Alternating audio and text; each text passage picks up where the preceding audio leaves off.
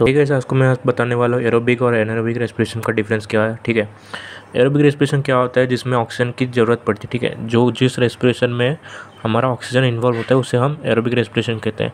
दूसरा क्या है, ये हमेशा माइटोकॉन्ड्रिया में होता है। ठीक है, जो एरोबिक रेस्पिरेशन होता है ये हमारे सेल के माइटोकॉन्ड्रिया में हमेशा होता है। ठीक है, और इसका जो एंड प्रोडक्ट है वो कार्बन डाइऑक्साइड, वाटर और एटीपी होता है। ठीक है, कार्बन डाइऑक्साइड, वाटर, एटीपी ये एनर्जी फॉर्म में एटीपी मॉलिक्यूल्स के थ्रू इसका एनर्जी निकलता है, या बाय प्रोडक्ट कह सकते हैं हम, जो कि एरोबिक प्रोसेस का होता है। ठीक है, एरोबिक प्रोसेस में जो प्रोसेस है वो हमेशा स्लोअर प्रोसेस होता है, मतलब धीरे धीरे होता है। ठीक है, उतना फास्ट नहीं होता, हमेशा ये स्लो प्रोसेस में होता है।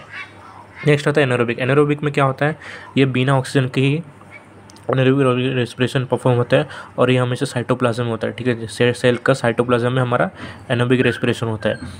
एनारोबिक रेस्पिरेशन का जो एंड प्रोडक्ट होता है वो लैक्टिक एसिड और इथेनॉल प्लस CO2 और जो एटीपी जो होगा वो कम अमाउंट में रिड्यूस होता है। ठीक है, इसका एंड प्रोडक्ट लैक्टिक एसिड होगा, या लैक्टिक एसिड जो होता है वो एनिमल में होता है, और इथेनॉल प्लस CO2 जो होता है ये ईस्ट में होता है। ठीक है, ईस्ट में इथेनॉल प्लस CO2, और ये हमेशा एटीपी कम मात्रा में निकलेगा। नेक्स्ट आता है ये जो एनारोबिक रेस्पिरेशन, ये हमेशा फास्टर प्रोसेस होता है। ठीक है, एरोबिक रेस्पिरेशन से एनारोबिक रेस्पिरेशन हमेशा फास्टर होता है।